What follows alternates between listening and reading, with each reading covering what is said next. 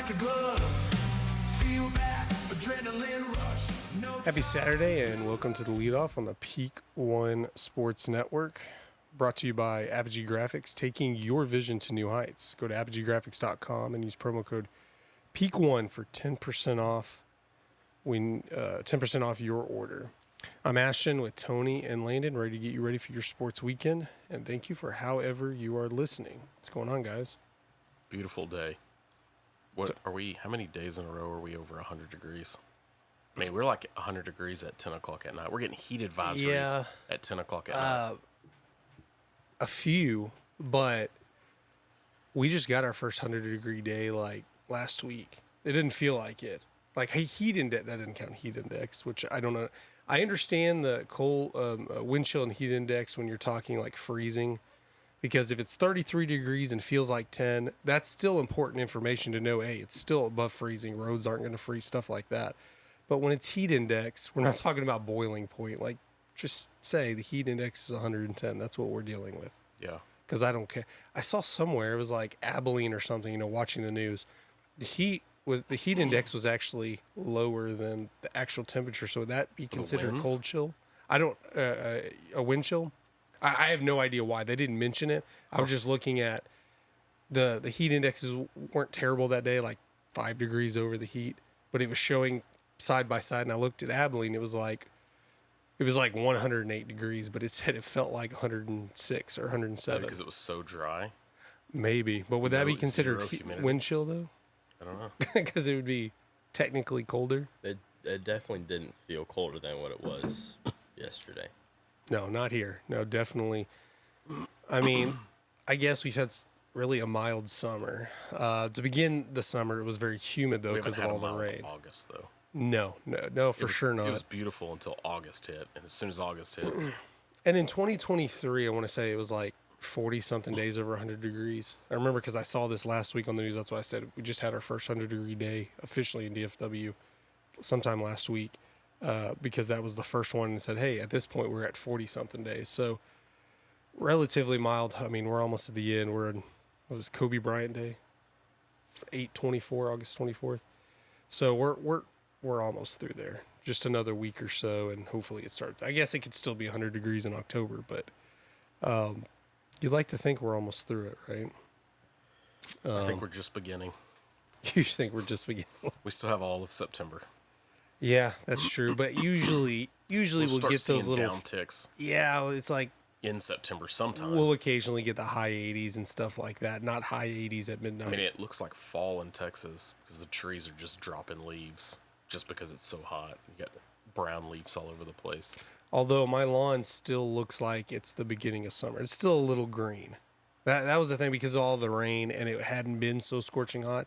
But now August, it's catching up with August. Yeah, it's starting to get brown. But usually, it's like a crisp and usually like late July, August. We don't even worry about mowing, but it's just crisp now.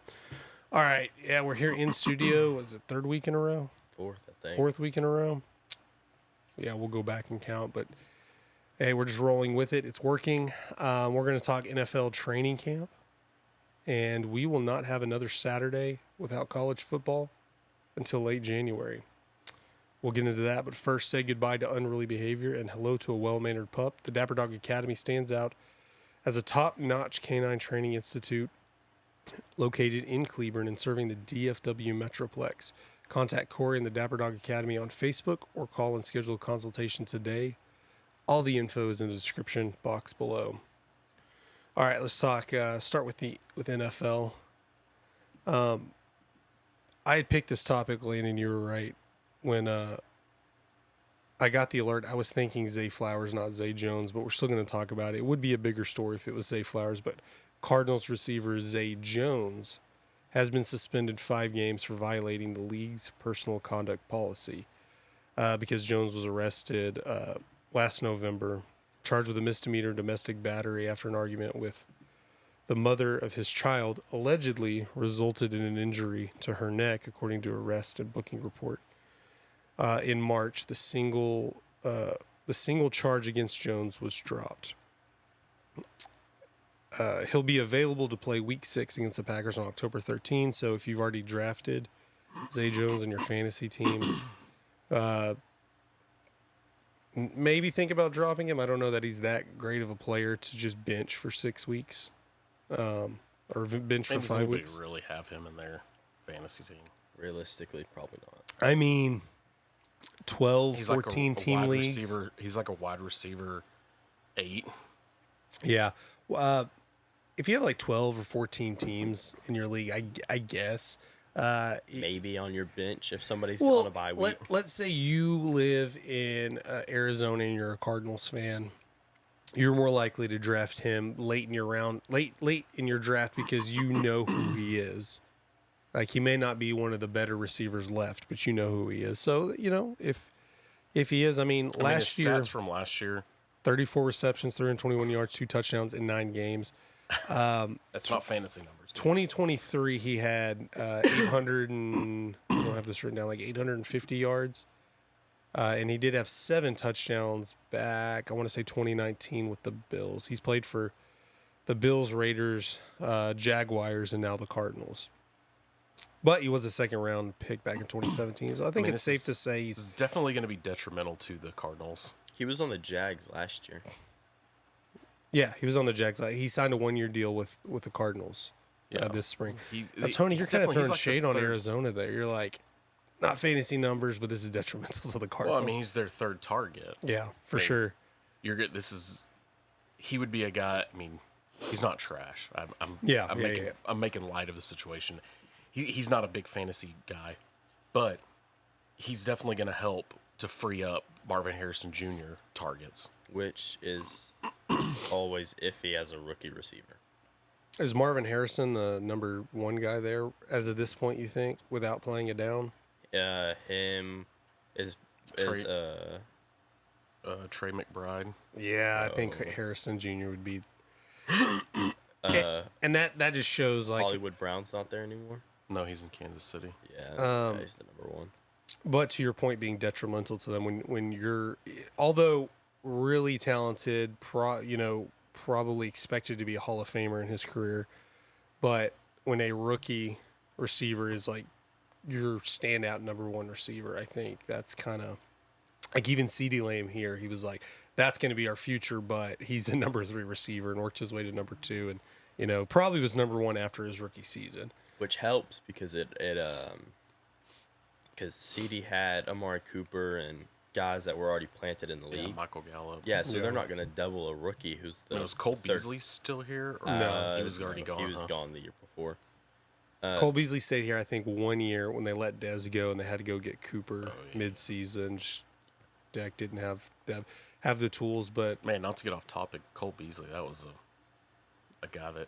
Yeah, I guess he was a system guy because he didn't mesh in Buffalo. He had some great games, but like he had some plays in Buffalo that made him relevant. He was one of those guys, right? He wanted more money, and Dallas could only give him so much, and he kind of. But like not that I get it. You can't be little. You can't be little and be the number 1 receiver, which he was the number 1 receiver here for like half a season. I'm not saying you can't be that, and maybe it's just seeing Edelman be like that shorter guy. Like, hey, that's kind of what Beasley was for us. Like, he's just like that second or third option, middle of the field guy. But system quarterback, I think playing for the Cowboys probably elevated a little bit more, where you kind of get biased in the NFL because you hear his name a lot more, and that's like what I was talking about when you get late in the draft and you're a Cardinals fan, you're more likely to draft him just because you know who it is. Yeah. And I think you get biased, like just because you heard of a guy, and it more than likely it's because he's better, or hell, you're just like, hey, I've heard of that guy before. That doesn't mean anything. But I think Beasley had that, and then obviously I think his, I'll call it stardom, but his popularity or being in the news lasted longer because of some controversial topics he had, or not even controversial. They weren't ridiculous. They were just not what the league liked, but he had some strong opinions on some stuff. But yeah, he had a really good like year and a half in Dallas, and then solid couple other years in Dallas. I want to say 3 or 4 years total like production, but I remember like 1 year he was really good. That's the year before he left, and like half a season before that behind the helmet catch. It was really good. But speaking of receivers, we talked about CeeDee Lamb. Still no contract as of this morning. There is an offer on the table, just under $33 million per year. It's been nearly a week that's been on the table. Yeah. At this point, it's like, I mean, he wasn't probably going to play in any of the preseason games. Do you think that CD will accept this? He's just hanging out so that he doesn't have to go report to training camp? Like, I don't know that. Maybe he's holding out a little bit longer just to see if they budge. Are the Cowboys back in Dallas now? Are they done in Oxnard, or they go back for? I think they're here now. Yeah, I think usually it's that last preseason game and then they're done because they play here. Yeah, they practice today, like a right? week. Is it today or tomorrow? I think it's I'm not tonight. Sure. Chargers. Yeah.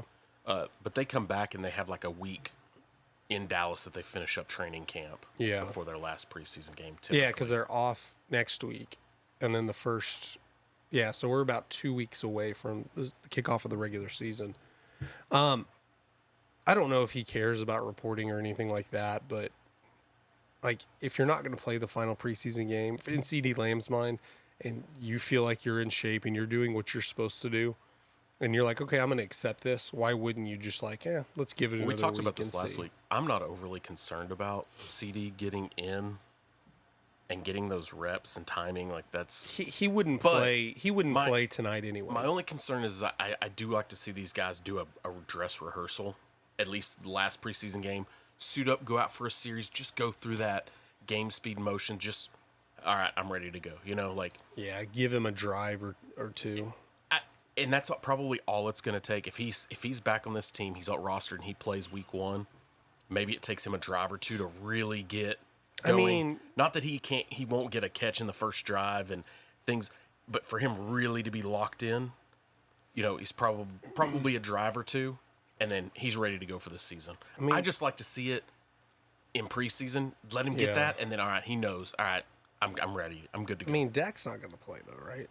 I think Dak's probably not. I think with 3 preseason games, when that you move down and because the veteran quarterbacks, they're like Aaron Rodgers isn't going to play at all. Hasn't played, isn't going to play.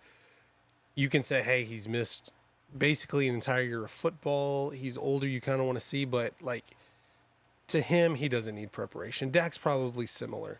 You have to get these younger guys in. You have to cut your roster down to 53. I know the Cowboys may know if they're going with Trey Lance or Cooper Rush, or whoever, number 4 quarterback might be. They know I assume they know, but they're not going to play Dak. I would assume like, hey, let's just keep figuring this out. Dak's going to be the starting quarterback. Dak doesn't need that preparation time. I think if you've been in the league more than 4 or 5 years, or you're not in a new system currently now, then I think it's pretty much I mean, honestly, I think we could get by without having preseason at all, and we'd be just fine. Just do scrimmages in training camp. Well, and that's what I'm saying. I would like to have seen yes, CD for in us, scrimmages. We'll be able to look at it. Yeah. But I would like to. I would, as an owner, I mean, as a team, I would love to see him at least in scrimmages, getting some of these matchups. Like, it's just different. I mean, I know he's been in the league long enough. Like, the last time you saw him was that terrible playoff performance against the Packers, which was just as much his fault as anybody else's. But when guys are off, like, I don't care how much he works out, trains, works with guys. It's not game speed type situations. I want to see him to get a little bit of that before it counts, before it matters. I mean, at every other level of sport, you do scrimmages, you have preseason, you have things that you go because you're just trying to ramp back up. You've been off for how many months? I mean, 6 months, 7 months. And he's opening himself up for criticism if he doesn't come back perfect. And if he doesn't come back and he's not doing great, whether it's drops, he's just not getting open, whatever the situation is, it probably had nothing to do with him skipping training camp. Maybe it did, maybe it didn't, but it's just opening up where if he's not going out there, catching 7 to 10 balls a game, probably 80 plus yards a game with maybe a touchdown here or there. If he's not productive like that, like his regular numbers, which is normal to not be that productive week 1, whether you have preseason or not, I think it's kind of opening him up to criticism. But I think especially he's going in to be Dallas. Back. Yeah, for sure. And I think he's going to be back. While we're on Cowboys, you mentioned the battle between Trey Lance and Cooper Rush. Obviously, it looks like Cooper Rush. I mean, he's just that prototypical backup. I mean, he performs. He does what he has to do. You know, you're not getting a lot of flash out of him. He's probably never going to go be a starter anywhere. Yeah. But he's just about the most solid backup you could have in the league.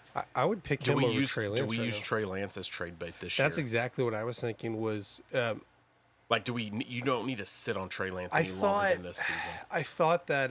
well, no, because you're going to have to re-sign him anyways. And, you know, there's nothing that tells me you want to keep him. Cooper Rush has, you know, there's something to be said about being in this organization for so long. Like, of course, he's... 5-1 as a starter, 4-1 as a starter. I have, you know, if Dak goes down for 5 games, I don't think Cooper Rush is going to be able to do that again. But I have confidence, like, hey, our season's not over. I don't think we're going 0-5.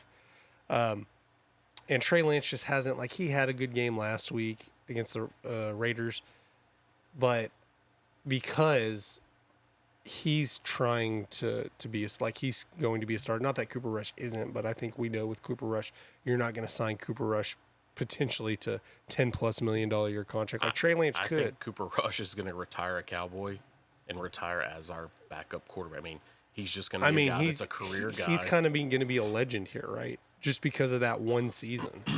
That one season where he went for, you know, and people, like, if you're still calling for Cooper Rush to be over Dak, I mean, we have bigger problems. I mean, he's kind of like our Jason Garrett. Yeah, something exactly. Less, yeah, right? something like that. Yeah, maybe Cooper Rush will be our coach one day. But yeah, when oh gosh, terrible with these rookie quarterbacks. When Minnesota's quarterback went down, old Michigan McCarthy went down.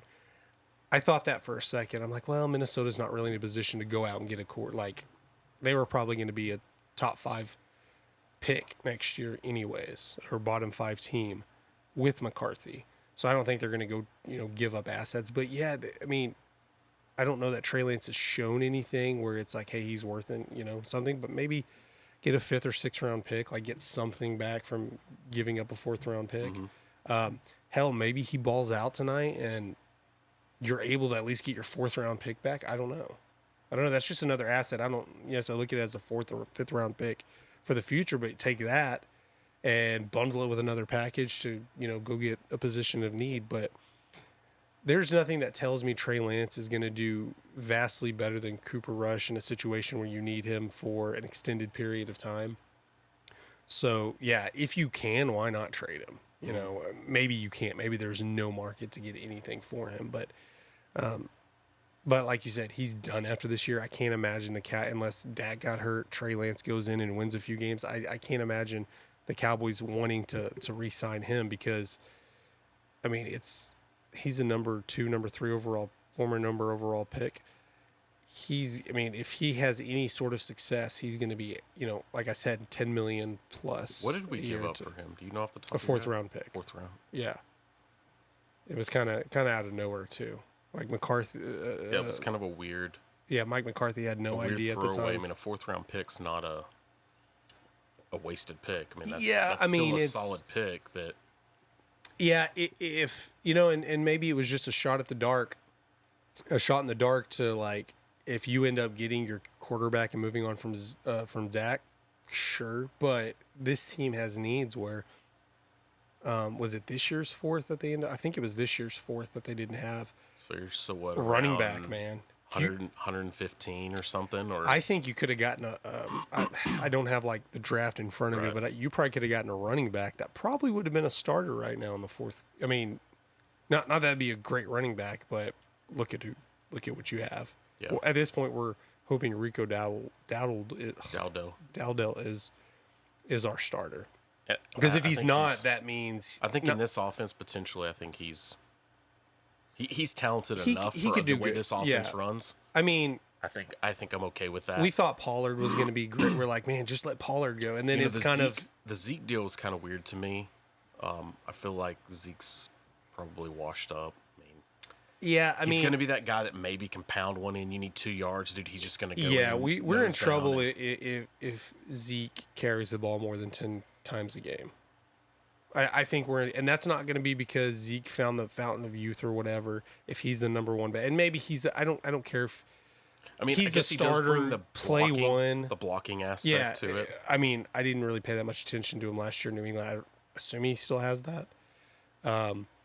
But like if he's on the field starting week 1, like I running backs saying they're a starter, like I don't care because you're going to switch them out. It doesn't bother. Yeah, I don't care. I'm talking about who gets the bulk carries. If it's not Rico, it's because Rico's not performing well. It's not because Zeke's just outperforming. You know, if Zeke can get in there, like you said, pound it, 3rd and short, 4th and short goal line situations, because, you know, his last year with the Cowboys, he did, like, if you look at his stats, he had quite a few touchdowns compared to his production elsewhere. But, yeah, we're in trouble if Zeke's not like your 3rd down back type, you know, or going in there in passing situations. Maybe there's something, like, you can write up the right routes for him where when he's in, maybe he's a blocker, maybe he hits a guy and then runs out, you know, and is your check down guy. Like, I don't know his how much he still has an acceleration to, you know, but like I think that's a success if you can get that from Zeke, just get that production from him. And I'm not convinced that the lead running back on this team is even on this roster yet. Not that there's somebody out there they can go get, but you know, if Rico doesn't do better than expected, you know, I think this team's in trouble. It's similar when they let Dez go, going back to Amari Cooper, that this team was like 3-4, 3-5. And like the receiver by committee wasn't working. So they went out and got Amari Cooper. I think this running back by committee is not going to work. This is by far their biggest shortfall in this roster and their biggest need. That it's not like every team has needs, but this, I think because their offensive line is a big question too. It could be pretty good. They could have a decent offensive line, but there's a lot of questions there that if they don't, I mean, they're kind of setting themselves up for failure in the running game, and then that's just going to go on their offense in general. Yeah. All right, college football is back, kicking off today with some decent matchups. I guess this is a tradition now, the Dublin, Ireland game. I know Notre Dame has played there the last couple of years. We got number 10 Florida State, Georgia Tech. It's not a bad matchup. Like, I don't know that I watched that on a random Saturday, but being the first game back, not having college football for a while. Football in general is really pushing for this international presence at all levels. And maybe that's something where the NFL hasn't really. Have they played a game in Dublin? I don't think so. I know they've talked about it. I know you can. That's a big part in Madden where you can move your team to Dublin.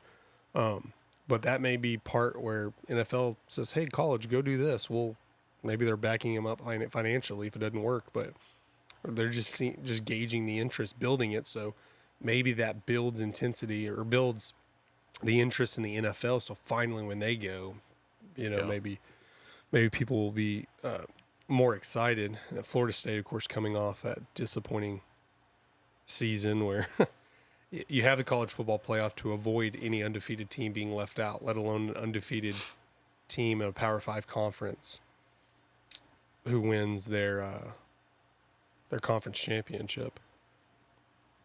That's never going to happen again, right? 12-team playoff, you can't imagine. I feel like with 12-team playoff, I don't care. 12, I don't think you mess. I don't care if Boise State is ranked 20th and undefeated. Just throw them in. Throw them in there at the last. Like, why not? Like, we're gonna still have controversy that whoever's ranked 13th, they don't get in, whatever. But you can't. There's gonna be a reason. There's no. When you leave somebody out at 13, you can be like, well, this is what you're probably a 2-loss team, or your probably strength of schedule was crap. I can't imagine. Like, I'm surprised that happened last year. Not that it's hard to say because Georgia beat the crap out of them in the bowl game, but I know they set half their starters anyways, kind of in protest, I think. But, I mean, Alabama and Texas were better teams. Like, I think you got the 4 best teams in there, but at the same time, that's not always what it's about, is getting the best teams in there. Like, even though TCU got their asses kicked in the championship game, I think TCU did enough, like, because they were trying to keep TCU out of the Final Four, and they put TCU, like, you had to put TCU in there in that situation. They got in there. They beat Michigan. If you always put the 4 best teams, then you're sometimes going to get those blowouts, Which that's the thing. People don't want blowouts in playoffs. Like if you get number 12 versus number, I guess number 5, because the first 4 get a bye. You're going to get blowouts, but I mean, I feel like every year there's a blowout in the Final 4. Yeah. Regardless. Because it's like 1, 2, maybe the top 3 are really, really good, but always that 4th one, you have that Cincinnati making it in or whatever.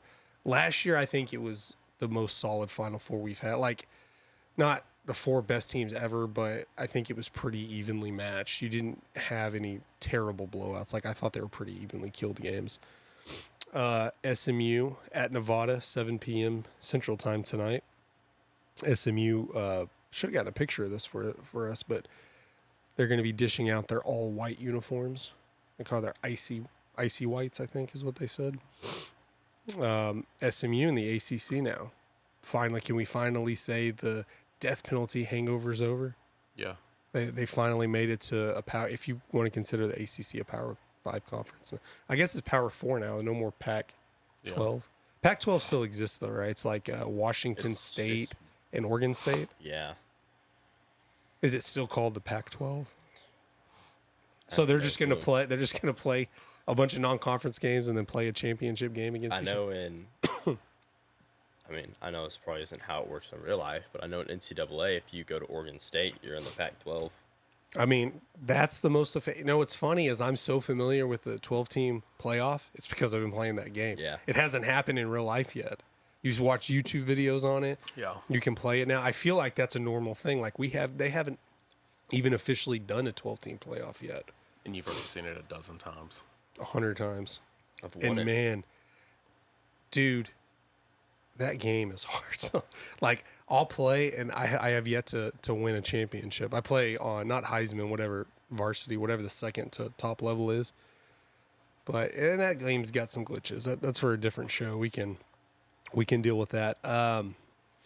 Later tonight, 11 p.m., the only time I ever watch a Hawaii game is week 1, just because I can't get enough college football. Delaware State at Hawaii.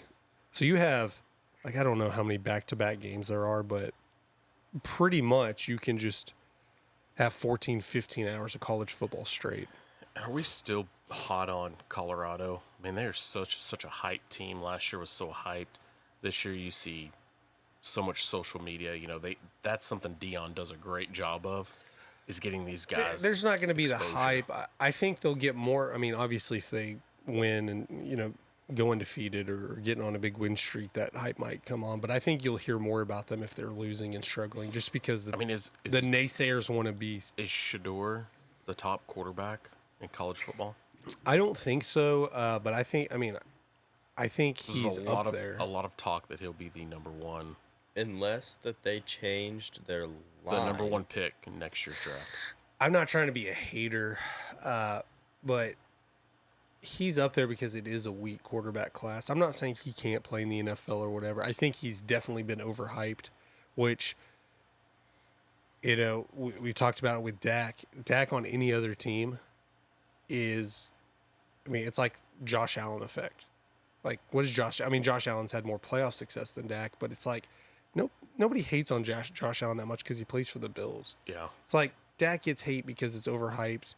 He's on the Cowboys, but he's a really solid quarterback. I think the same thing with Sanders. If his dad wasn't Deion Sanders, and, you know, there had so much hype in Colorado that, I think in that's a nutshell, that he's done really good. I'm still going to want to keep an eye on this year. Yeah, and see, because for this sure. will be the telling sign is, can he really, I mean, Deion, it's the Deion effect, right? He turned that around. He's bringing more money into Colorado than they've ever seen before. I mean, you improve fivefold in wins. Can he actually put a championship caliber team on the field? I think this year, to be successful, I mean, he's put together a championship coaching staff. I mean, yeah. Warren Sapp's a defensive line coach, you know. I think, I mean, obviously he's been successful for the program, for college football in general, whether you hate it or not. Taking Colorado from a 1-win to a 5-win team, that, like, you can just turn around a team like that. That's great. Like, with the hype, it's like, oh, look, they only won 5 games, but he's done a good job. I think this year is, like, obviously making a bowl, but I think 8 or 9 wins is kind of where they need to be to continue that hype going. Outside, like, if they get a really big upset, and in the Big 12 they're going to have that opportunity. But if they get a really big upset, go on a win streak, the hype will return. But if he's not winning 8 or 9 games, like I don't think. Which is hard to say. I'm just saying because of all the hype. I mean, last he year it kinda obviously needs to do started that. when they beat a mediocre TCU team. Yeah. Just because they had previously been. And then was in it the double, triple overtime national against a championship. bad Colorado? Like I know it's a rivalry game, but Colorado State team that was not that great. When you have every celebrity going to Boulder, Colorado to watch. Are they in Boulder or Colorado Springs? Boulder. That's a weird deal. It's like it's not even a hyped game outside of the state of Colorado. Colorado State and Colorado. That'd be like, I don't know, like TCU and Waco might be a bigger rivalry nationally than those two teams. UTSA. It's like UTSA Well, and like San Colorado. Antonio. Colorado has been in power conferences for they were in Big 12 before going to the Pac-12. I mean, Colorado State, they're in the Mountain West. I know they're kind of like that. I think that even though the rankings don't necessarily show it, that Georgia and Clemson game, that's a big early season matchup. Yeah, Clemson has definitely been off since they've been like in the national championship game every other year. But there's, obviously opportunity here for teams to step up. I think Georgia's obviously going to be the favorite. But Alabama, even though they're still highly ranked, no more Nick Saban. Still waiting for them to fall off. I'm bringing that one up. That's next week's game, not this week's game. But just an early season matchup that I'm going to... Yeah, next week's really, like, they call this week 0. Next week's like when you get Texas, you have Notre Dame, Texas A&M playing. That's that's in College Station. Yeah, Man, that's the college game day. What a matchup to go to College Station, Notre Dame. Like, because you think Notre Dame usually tries to, because they get to pick their own schedule, they have to play USC. They avoid joining the Big Ten every time. But man, they're going into Kyle Field. Yeah. Hats off to them for not just scheduling cupcakes. Yeah. They're a good team, but I don't. It's. I always think they're come into like a I think Kyle they're Field always overrated. I usually say like, man, and I typically feel this way, that where their preseason rank is, drop them by 5 spots, and it is a preseason rank. There's only a few teams like Georgia's probably going to hit. Then this is more of an evenly matched game with them at Texas A&M. Yeah, I think. But Texas A&M is not a team to sleep on. It would. I don't think it would. Yeah, I don't think it would be considered an upset. If they might be if one Texas of the A&M most won. dangerous teams at home in that environment. It always changes. I feel like you always become a worse team coming into a Kyle Field or a Georgia or a Texas or probably even like an Old Miss and LSU. Yeah, and like I said, it wouldn't be an upset if Texas A&M won. I'm sure Notre Dame, like obviously they'll be favored and probably going to win. I assume. Like I think it's a coin flip, but it would not be an upset if Texas A&M win. I think Texas A&M's probably the better team. It's just hard to tell, they're still reaming from Jimbo. They're still trying to get things back on track. But, I think that Texas A&M team is going to be really good. And we have the new coach, too. Mike Elko. Yeah, that's what I'm saying, reaming off Jimbo Fisher. And,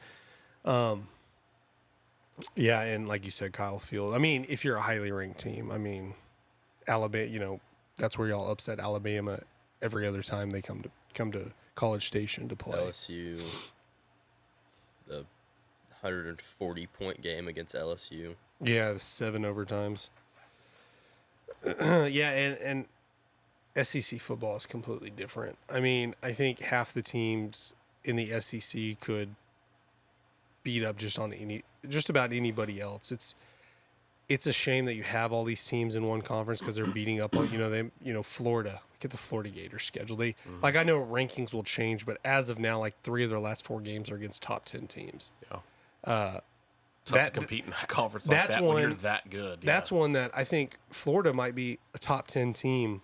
Like obviously rankings but like I think talent wise they're a top 10 team. They may have 3 or 4 losses this year, and that may not keep them out of the 12-team playoff because I'm sure they'll I'm sure 6 of those teams are going to be SEC teams when it's all said and done. And then I'll be in Stephenville later today covering the Tarleton State McNeese game at 2:30. Tarleton State's in the WAC conference. I wasn't aware of that till I started doing research. They've been done really good recently. Division I football. Yeah. Texas has like 11 Division I teams. It's by far the most. I think California has like 6. Florida probably has the most, like if looking at the size of the state. They have like 5 or 6, but Texas is definitely king in college football and high school football.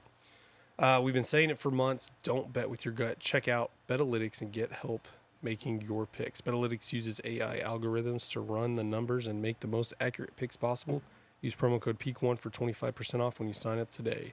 Go to Betalytics.com to start betting smarter. All right. I think this is good news that Mavs and Bally's is no more. You probably don't have to, like, not official yet, and we don't know what's going to happen after this, but a filing in bankruptcy court on Friday shows that the Mavericks, along with the New Orleans Pelicans, will be dropped from Bally Sports Network pending approval from the bankruptcy court because Bally's didn't want the Mavs. Mavs don't want to be on Bally's, obviously, or Bally's.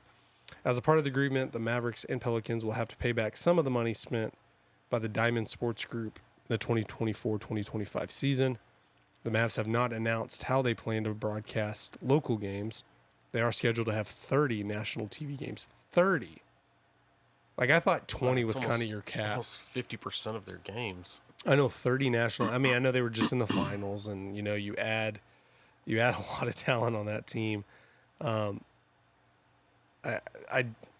mean, I think I don't know that, you know, I still think they're probably second best in the West. Like, obviously last year I thought they were 4th talent wise, and they just made a run. I still don't think they're better than Denver, but I think they're better than Oklahoma City. I think they're better than obviously better than Minnesota. Like, you're not 4-1 better than them, nearly sweeping them, but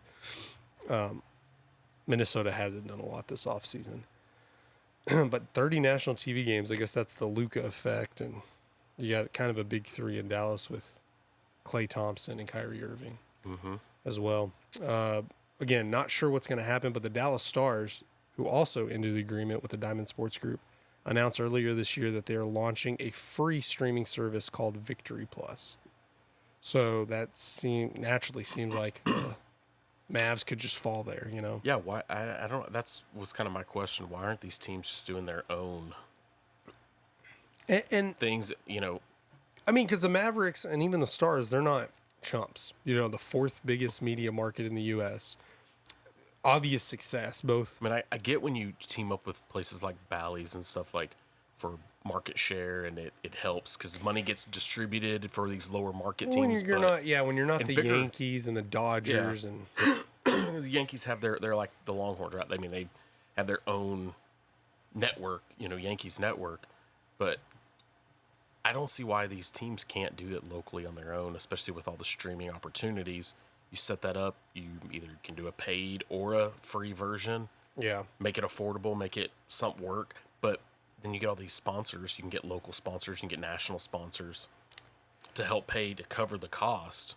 Like, I don't know why that's... Yeah, I mean, same here. Like, obviously there's a reason. Like, we're not just coming up with this, you know, this great business idea to go. I mean, we're similar here in Peak One Sports. We do have live games and getting sponsors, you know, I understand that, like, because when it's Fox Sports Southwest, like, I'm sure getting the sponsors aren't the issues, but it costs a lot of money to get a team. You know, they pay the NFL, the MLB, the NBA, you know, I don't know. I know the NFL is just one big package because every game's, there's no local games. It's regional or national, and you don't have local guys calling except on radio. Completely different because, you know, you don't have as many games. You can throw 3 games on Sunday, or 3 games per area on Sunday. Monday Night Football, everything for the most part can be national, where you're going to get those games, and it's different when you have 162 games, 82 games in hockey and basketball. You're not going to get the ratings just because there's more availability there.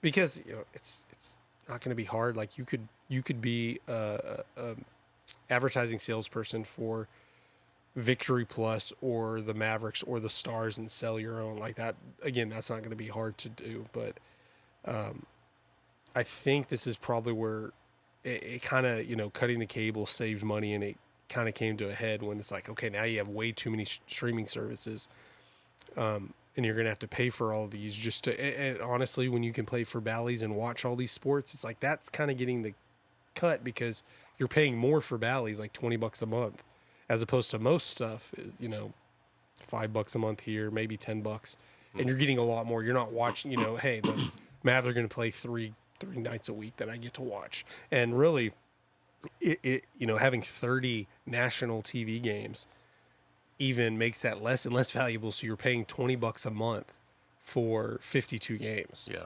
basically is what it'd be. And I don't know, this Victory Plus, I don't know if that's like who owns that, or this is the doing this research was the first time I heard about that. If it's like a Dallas thing, if it's a Stars thing, that seems like the way to go, because you could just do your own advertisers, do your own streaming service, and then you make it free. Mm-hmm. That's the thing. Like, focus on the advertisers getting the money, and then the ratings will come. Like, if it's free, why wouldn't, the only thing stopping people is not hearing about it. Yeah. Because everybody would maybe you don't watch every game, but you're going to go home and download Victory Plus just so when you want to watch the Stars, you can watch the Stars whenever you want. Yeah. And I think that helps, obviously apps having a certain number of downloads helps as well. Not just total ratings. Shifting to baseball now, Shohei Ohtani becomes the first Dodger ever with a 40-40 season and the 6th player in MLB history after hitting a walk-off grand slam last night to beat the Rays. 40 home runs, 40 stolen bases. And like we said, we're in late August. We still have 5 weeks left. He is on pace for a 50-50 season. I think we talked about it a couple weeks ago, how historic, because he's probably like, we were talking about him being the first main DH, or one who plays basically just DH the whole season, to win MVP. Who's second? Like, is there any chance anybody besides Ohtani win? If he just said, you know what, I'm going to rest for the playoffs, is there any chance anybody, the 6th player in history to do it, first Dodger, I guess first Dodger doesn't matter in MVP rankings, but he's having an historic season. And usually that kind of overplays, just like Ohtani probably should have beat out Judge for MVP. Was it last year, the year before, when he hit 62 home runs? And, well, because he broke the AL record, he's going to win MVP. I don't think so. You don't think there's anyone that can catch him, or you don't think he's going to win MVP? I don't think anybody's going to catch him. I think they're just going to give it to him because it's him. It has to be. It has to be 40-40 season. Probably going to be a 50-50 season. I don't know. The Dodgers, where they are in the standings, they're probably winning. I don't know if you sit Ohtani. And right after, like, I know he's not throwing the ball, but it's still something. He has Tommy John surgery, and he's just coming back and playing. Again, he can't, I get it, but still, it's not nothing. He's still stealing base. Every time he steals a base, he's sliding. Like, that, having Tommy John surgery and then probably sliding head first is probably not a comfortable thing to do.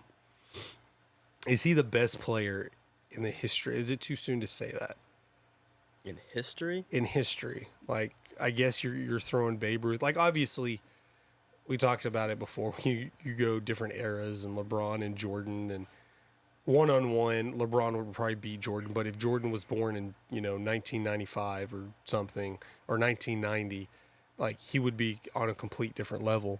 So obviously, Babe Ruth, like, I saw something one time, like, his diet was like a chili dog and a beer for breakfast. And like, he had this ridiculous diet that Ohtani, talent-wise, is way better than Babe Ruth. Different era, but going down in history. I think it's different to say, like, best ever for different sports, because, like, basketball really hasn't evolved that much. Like, from Jordan to LeBron, more like evolved. Talent, like just the training. Yeah, the training has gotten better, but the game is the same. So if you put prime Jordan and prime LeBron together, They played 1-on-1. It's the same game that they're playing. Yeah, exactly. That's you can't true. Really That's do that true. for baseball. You kind of have to think of what, like, that's a good point. What they're doing for their era. I don't era-wise. There's no way he's the best player ever. Okay. They had guys like Lou Gehrig and Mickey Mantle hitting 500. Yeah. Bobby Witt Jr. It's amazing that Bobby Witt Jr. is hitting like 350 right now. Luis Arias hit like 375 last year, and it was like amazing. So I think era-wise, those guys that are hitting 400 or 500. And I know saying average is a great point. I mean, is a great stat to use because you're talking about with Babe Ruth, they played 120 games, something like that. Then they moved it. They keep moving it up. 40-40 is still a great season, but like you said, they've been playing 162 games since the 60s, 50s or 60s. So, yeah, Babe Ruth, of course, probably playing against a little bit lesser talent. There's obviously more talent. I mean, that was 100 years ago. It's obvious to say, well, there's lesser talent. But he hit 714 home runs in.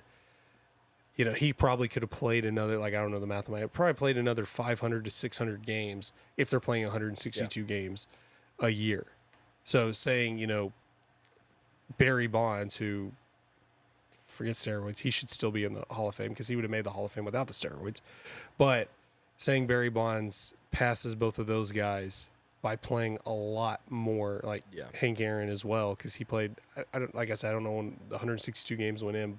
I'm sure Hank Aaron was playing when that happened, but earlier parts of his career. I think talent-wise, yes, most likely. He'll be the best player. And that's easy to say. I mean, LeBron talent-wise is the best basketball player that's ever lived. But stats-wise, there's a lot of people. It also depends on how you want to break it up. Like, best hitter? No. Best pitcher? No. But the best combo, probably. That's like when we talked about his contract. It's like if you're a top 10 pitcher and a top 5 hitter, it's like, how are you not? There's no way you're going to make as much money as you market. As a hitter, you're going to take Bonds or Aaron or Mantle over him. Mm-hmm. As a pitcher, you're probably going to take Randy Johnson, CC Sabathia. Yeah. As a pitcher, so far in his career, just looking at stats, I wouldn't say he'd be a Hall of Famer just on his stats. No. He's a really good pitcher. I think a couple of years he was Cy Young contending, maybe. I don't even know. Yeah, but top 5 pitcher maybe. But definitely up there with guys like Garrett Cole, Syndergaard, DeGrom. Yeah, in today's game. Yeah. But nowhere near the Nolan Ryans, the Randy Johnsons, the CC Sabathias. For sure. It's definitely putting them together. And being a DH again, he was injured. I think stats like the first DH by himself, primary DH to win MVP, that's cool. But it's that's just because you played DH. Primary DHs that have played, exactly. Though. You couldn't name a primary DH right now. Yeah, only one. Exactly, because Guerrero maybe. I mean, only late in his career because he couldn't play. Exactly, primary DHs are because Albert Pujols. It's because they can still hit, but they can't do much else. Yeah. And then usually it's kind of like, hey, the guy that can't infield, but he's can't play in the field, but he's a good hitter. There's not a whole lot. What's his name for the Red Sox in the late '90s, early 2000s? He was a primary DH, but it's because he was slow and couldn't play anywhere else. I don't even remember his name. We're talking about David Ortiz? No. Big Poppy? Yeah, I was going to say that's about 10 years later. I mean, Manny Ramirez? Yeah. Garcia Ramirez sucked. Yeah, that was the late 2000s. And probably 2010 because when he started getting really, because he played for the Cubs, the White Sox. He played for a lot of teams. Way he was late. A primary DH. He's still playing now, I think, as a minor league. Really? Like an independent league. He was horrible. I mean, David Ortiz, but he could still really hit. Yeah. He couldn't play the field because he was legitimately ineligible. Most DHs though you don't know about them. And Albert Pujols, I guess he could still hit, but that was more if he was chasing a number. Yeah. 700 home runs, and any team's going to give him money. If he can, already done. Because that's helped. Hey, it's just like LeBron. If he if he wanted to move to a different team 5 years from now, if he's still playing, if he wants to play, somebody will sign him. Just say, hey, we have LeBron James jerseys. We can sell him. He's the greatest of all time, things like that. But that's a good point. That's what, like, when you start thinking about that, like baseball is one of those because they've been playing forever. Like even if you just want to track it from 1900, still 120 something plus years, that anytime there's a statistic that they say it's the first time it's ever happened, it's pretty notable because everything is, and they track everything in baseball. So even if they say it's like, this is the first time a pitcher over 30 has done this later than the seventh inning. Like I've heard stats like that, which it's like, you're kind of reaching, but it's still pretty notable because it's the first time in history. But yeah, when you break it down like that, and well done, because you didn't know I was going to ask that. And you don't have any notes in front of you. You're just throwing off all those stats. Well done. But yeah, Shohei Ohtani. That did surprise me though, that no Dodger's ever gone for 40-40 before.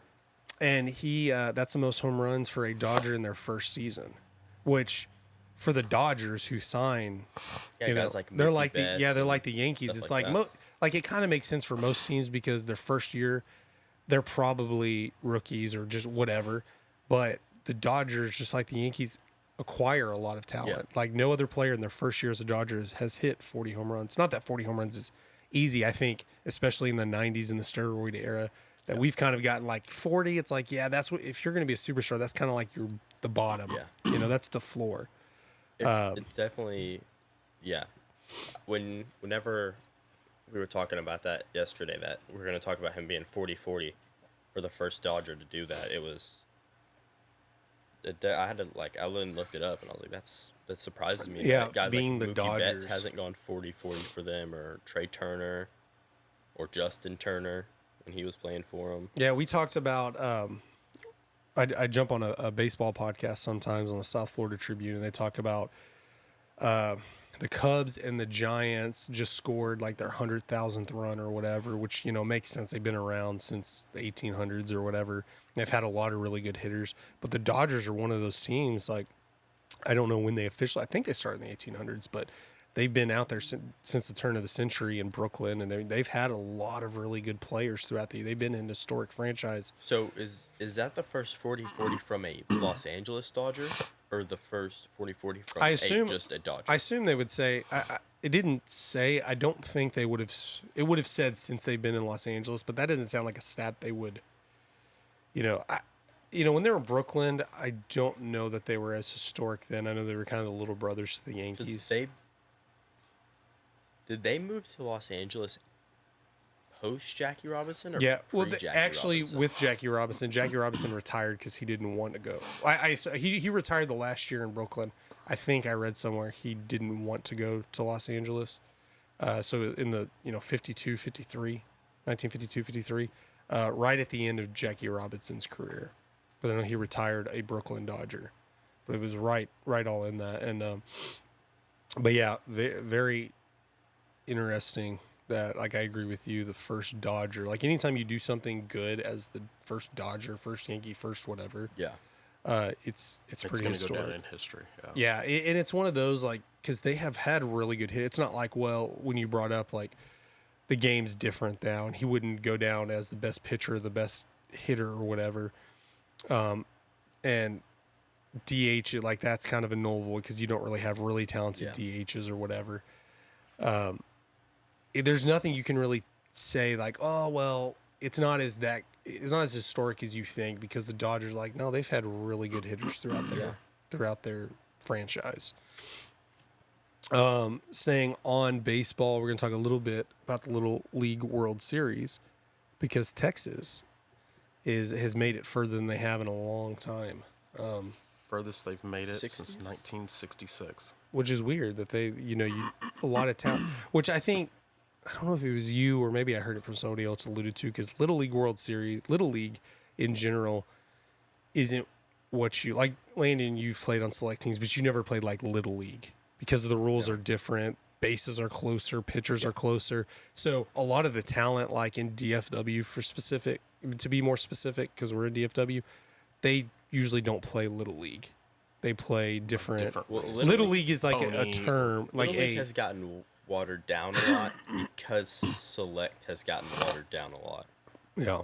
So little, like, I'm gonna say easier, but bases are closer, pitchers It definitely closer. is easier. You're not allowed. Okay, there you go. I didn't want to say because I'm not that versed on it. There is one caveat to that too, that Little League also allows players to play. Most of these players play travel ball and play on a Little League team, and they actually allow that. So you end up with a lot of travel ball kids that are, because essentially these Little League teams, they're all-star teams from their local and you're playing league. Your Little Leagues are the best of the best in playing Little League. Correct. Not the best of the best in your region. Because I think Texas is, especially DFW, has a lot of really good talent. They took, if they just made like a Texas team and they took the top, whatever they want to take, top 15 kids in Texas. They took the number 1 player in Texas at each position, or the number 1 and 2 at each position. Texas would win it. It'd be Texas, Florida, maybe California, maybe Georgia. To be fair, Texas and Florida are playing today for the semis. But in general, would be the top 4 every year. Yeah, but this Texas team is just a all-star team from Bernie, Texas. Yeah, the Bernie. They were a team. Because Little League, you don't take the best players and make it. I mean, it is an all-star team. From your local. Yeah, it's an all-star team you put together. And then you play in all-star tournaments all summer long. Yeah. So advancing. You get an invitation.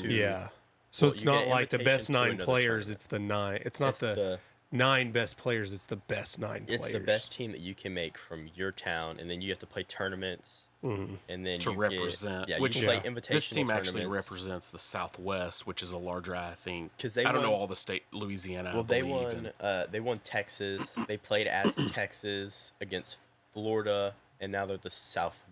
They're the Southeast team. Texas Southwest playing Florida Texas Southeast. Southwest playing Florida Southeast, and then they'll win, and they'll be, I think, the South team. Or just they'll be an American team. Yeah, because this is the American. It's USA versus international, and that is Asia Pacific versus Latin America. Latin America in general. So it's similar. They probably have local tournaments into national, into regional. If it is the team that I've seen on Instagram, the only thing I've ever seen about the Little League World Series this year is that Latin America has a kid that's going 70 miles an hour. The equivalent to that is like 107. So he's getting because they pitch because they're pitched closer. These 12-year-olds are pitching 46 feet away. And is it on a? It is on a mound. Yeah, they have it on a mound. Clocked at 70. Clocked at 70. The math equation for it is the reaction time of 107. So it's obviously harder to hit being closer. So the players, the batters going against that guy are seeing 120 or 100. How fast did you say? 107. 107 mile an hour pitch. Essentially. So you should be. It should be a better transition hitting wise moving on in your career, but it could because these kids are 12, 13 years old. Yeah. So they're moving into high school right after that. Bases are further apart. Yeah. So usually there's probably not a great transition period there. And they play on small fields. I mean, there's like 300-foot fields. Because there's only been a handful of players that played Little League World Series that have made it to the majors. Yeah, I know Cody Not that Bellinger that's easy did. to do in general. Jazz Chisholm didn't play in the Little League World Series. He played in the Cal Ripken World Series. He actually has, I don't know if he still has it, but I saw an interview that he did the other day that he has, it's not like confirmed, but he has one of the longest home runs ever hit at the Cal Ripken Little League World Series. And when he hit it, they estimated that it went like 300 and I think he said 25 feet. Same age group? I don't know what age group he hit it at. They have tons of different age groups. I think it stops. I mean, even Little League World Series, 14. They have different age groups. They even have older groups I've seen play on a little bit bigger fields. Yeah, it's just the 12 group. Yeah, this is what's the national. Like this is what you really 80-foot see. Fields. They play on smaller fields. They have weird base rules, so you can't. It's softball base rules. Yeah, you can't steal until you have to keep your foot on that. You can't get leadoffs at all. Yeah, I think they have closer mounds than what you would normally play as a 12-year-old, which definitely makes a difference because that kid throwing 70. If you move him back to what he would normally be throwing at a select, like the true mound, it makes it easier to hit. He's definitely not. Doesn't feel like he's throwing it as hard. But 70 at 12 it's a pretty impressive. You don't see that a lot. Yeah. But Latin America also doesn't have a great hitters, but you don't really have to have great hitters if nobody can score off of you. That's true. And what did you said earlier that the Asia Pacific? Oh yeah, Asia. So Asia Pacific is playing Latin America. Latin America has the best pitcher. Asia Pacific has the best hitters. They are, well, I guess they're one of the best teams. They have a 23-2 run differential. Cool. Yeah. In the Little League World Series? In bracket play. They have that differential against the best of the best already. They beat Canada 8-0. They beat Australia 11-0. And then they beat someone else. I think it was like. They're beating the best teams in other countries. Not that, to make it fair, because the U.S. has more talent, so that it should be broken down that way. But they're already beating. They're not beating the best teams in the region. They're beating best teams in the country already. And they're beating the international teams. They're in the international team. record. Yeah, so international teams 23-2. The best Little League team from those countries. Obviously, it's not the best teams because like Latin America. If it was the best Latin America team, they'd have the 12-year-olds. Yeah, that's exact. It's about to go to the draft. It's the teams representing, like you said. Yeah. It's not like the Olympics where you put your best players. It's like from Bernie, Texas. Bernie, Texas. So just this random small town that they've been working. It's not obviously not the best players. Let's just say not the best nine, or not the 9 best, the best 9 who are playing together. Which sounds like they have their work cut out for them. But those Latin America players, 12, 13 years old, they're going to go from Little League World Series to a year later probably being signed an international contracts. I don't know how MLB. I don't know because they're playing Little. I don't know if the Little League World Series kids translate. Maybe the pitcher, but some I know hitters too. Like if you're hitting equivalent of 100 miles an hour at 13 years old, they could. I know that in Latin America they kind of start their MLB prospecting pretty like 14, 15. Yeah. Because I know over there like 17 is old. So do you think? Yeah, for sure. Yeah, because I know a lot of like international contracts you can sign. There's been you see players being called up who've been at 20 years old, but they've been in the organization for 6 years or whatever. So are there kids that could potentially play both Little League and just whatever in Latin America, regular baseball? Or is it not good to go back and forth? The rules are pretty much the same. Like I know leading off. It's just the bases are closer and pitchers closer. I don't know the rule on that. If you can play a secondary, or if I read just Little League allows these players to play both. Because it seems like don't like Pony is another, or you have Babe Ruth or Cal Ripken or Dixie League. There's different organizations like Pony. I know one that you played in as a young kid. They didn't allow. Well, they say they didn't allow. I mean, how do you really police that? But they didn't want you playing select ball and rec ball. Yeah, and I get it, but I mean, at the same time, it's not like, I mean, they are all-star teams, but like you said, you're not picking random players and making this great team. But there are players that don't want to cap out at 13, 14, whatever the max is, because after that, outside of going to Cal Ripken or whatever, now you're playing normal baseball. When you go to high school, and I'm sure there's, there are a lot of players that don't miss a beat. They just go, it's a little bit of a transition. But to me, that seems like I don't know why they continue to do. I guess because Little League is just more famous because the Little League World Series and its tradition. It's like, why would you kind of inherently handicap some of these kids who probably would prosper until they just can't grasp the minor rule changes and the minor differences. Like the Little League advocate would probably say like, well, it's harder baseball because your pitching is faster. You should go into regular baseball better than the other players. Watching it, I mean, I've seen 12 and 13-year-olds here doing baseball camps that just like watching those kids play and watching the 12-year-olds that we have like just locally in our town. Yeah. We definitely have kids that play high level select, and travel everywhere for these tournaments that are 12 and 13 that are definitely better than kids playing in the Little League World Series. But I think that a lot of kids aren't playing Little League now because they want to play high-level select. When I was younger, like watching the Little League World Series was cool, and that was kind of something that a lot of people wanted to do because you go on TV. But it's now popular, it's famous, with all the YouTube, like all the YouTube channels that are like Pottstown and Black Cobra Media and all that, they're putting kids out on YouTube for millions of people to see. Well, I think just in general, social media has changed. Social media's gotten so big now that I can't wait till baby Gronk is in college. Like Oregon's already giving him I don't know how many years he still has left. But it's stuff like that. That's gonna end up being a Netflix documentary. And I think because of all that, he flames out one way or the other, not talent wise. But that's a whole nother topic we can get into.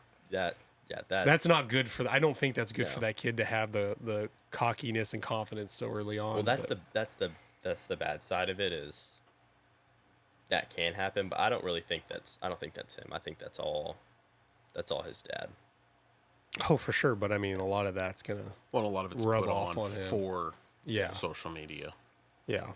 Because it doesn't sell. If you're a quiet, reserved kid, it's like it doesn't sell on it's like TikTok. Jake Paul.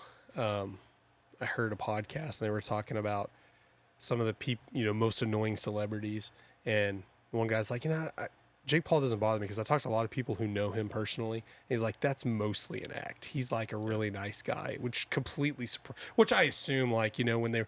I don't remember which one of them fought Mayweather, but the other one was down, in his corner saying he's beating the best boxer in the world right now. Just think of that for a moment. I'm like, he's not though, but I'm like, that's got to be an act. It's not, But I guess that makes more sense because, of course you get big like that. That's what you kind of have to do. You have to take the hate and, I don't want to beat a dead horse, but I'm learning so much about the Little League World Series. But there's a lot of the transitional stuff. Just like I think guys in Major League, like people call it boring, but because the amount of action that's happening, but really there's always something happening. There's always strategizing. There's so much more you have to keep going in your head every second when you're on the field, especially as like a base runner. That's why they've been playing it their whole life, and the relatively the same rules help. Yeah. And I think something as simple as base running, which isn't, it's very complicated as a player, is when you're talking about the bases are closer, you're getting leadoffs, you're doing this, you're now using, I'm sure they use some signs in Little League, but when you're like steal signs and stuff like that, I think that could be a hard transition. Especially when you're not a superstar, but you're really talented, and something like that can hold you back because now your whole base running strategy is completely different. You're running full speed a little bit longer to get to that 90 feet as opposed to, what are they, 60 something feet? They're like 60 feet or something. Which is another third longer. So, again, pitching, which I think being a better pitcher in Little League World Series, I think that's a transition because you're kind of getting knocked down a peg because now you're pitching, like you said, the equivalent. You go from pitching the equivalent of 100 to now you're pitching against potentially better hitters. Yeah. At now it's a lot slower. So some of the stuff that used to work's not working. Like, going from high school to college is a big transition. That's really going to knock you down if, it can knock you down a few pegs, and even going college minor leagues, I think, is pretty equivalent because some guys just skip that. But going from minor leagues to majors or college to majors the same way, I think, like maybe you have a benefit of hitting fast pitching, but to me, there's so much transitional that like I honestly think it probably could handicap a lot of kids from possibly making the college. This is 12U. This is Perfect Game, reputable source. This is their 2024 grad year of 2030. So this is 12U kids, 12U, 13U kids, all states for their top fastball velos. In 2024, they had 1, 2, 3, 4, 5, 6, 7, 8. Oh, I can just look at it. as their numbers. Or I can. So above 80, they have 5 rankings above 80. Just scroll up and look at how many kids that they have above 80. 80 miles an hour throwing. This is just in general their clocks at throwing. The 12U level. This is at the 12U level. Not Little League. That they clocked. Dozens. Yeah, look at that. Just scroll down. And we're talking about, holy crap. That's above 80 and miles an hour. And we're talking about a Latin American player who's really good that is throwing 70. That it's a lot better. Because he's closer. He's closer. And so, Little League's not throwing. Like 70 is really fast for Little League. I mean, if you put those kids out there and just made a USA team and you put those kids out there is absolutely no way. I mean, you take a team like the Pottstown. Yeah, there's no way that anybody beats them. But then you start taking the Latin American kids who are 12, and they're going to the pro teams in Mexico. And you're taking the Japanese kids that are in their pro team systems. And you start taking all these kids, it becomes way more competitive. And I think that it would draw more people in. But it'd be a true World Series. But you lose you kind of lose the effect of it being like looking at it being true little kids. Yeah, I think that's the big factor. You're right. Is this is more of a nostalgic tournament? Yeah, it's Little League. They're playing in the same ballpark they've been playing in for decades. It's like the Nathan's hot dog eating contest. Like nobody gives a crap about competitive eating for the most part, but when that comes on, you're like, oh, it's tradition. We're gonna the Little League World Series. Like y'all might watch a lot more baseball. Like if there's like a high school or even younger on TV, y'all might watch it or whatever. But I'm not. I probably don't even watch that much college baseball. But I have like Little League World Series. I clicked on who are the teams, who or whatever. That's definitely a lot of the draw. And I don't know the ratings like how much, but I mean, if you say you go to Little League World Series, like people think, oh, that's I mean, which that is a prestigious thing to happen, but you think this is the best of the best. And transition, talent-wise, it could be, but but in general, they're playing historic league. Yeah.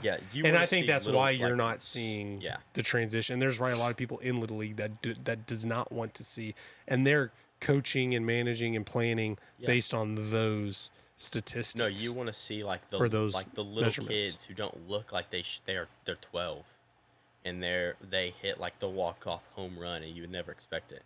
This top thrower. He's from Houston. He's 6'2", 225 at 12. So you're leveling the competition, basically. Little League kind of does that, where you don't have to be that size. He's 12 and 9 months, and he's 6'2", 225. Like, you don't... Like, if you turn on a TV, that's not what you want to see from the Little League World Series. Obviously, like grown men playing. That's one of the best players at the 12U level in the country. And he'd represent Houston. Yeah. But that's not what people want to see when they turn on. They want to see the outfield fences are closer in Little League, I assume too. So you would hit more home runs. There'd just be all home runs. It'd be okay, so it's more like kids that probably aren't going to play college, and past that gives them a chance to be on the national stage and stuff like that. Yes. Because those kids are really little, or not really, but I mean they look like they're not. They look like true 12-year-olds. Yeah, you get your occasionally there's a kid that's bigger than everybody else, but they're not all 6 foot plus at 12 years old. Awesome, great stuff. Anybody got anything? You're looking at your iPad. I don't know if you had anything to add. A great show, very educational for me. I almost forgot I was doing a podcast for a second. But thanks for watching this episode of The Leadoff. However you're tuning in, podcast, YouTube, anything like Facebook maybe. Hit that like button if you like the show. If you didn't, hit it twice. And don't forget to subscribe with Tony and Landen. I'm Ashton. Have a great Saturday.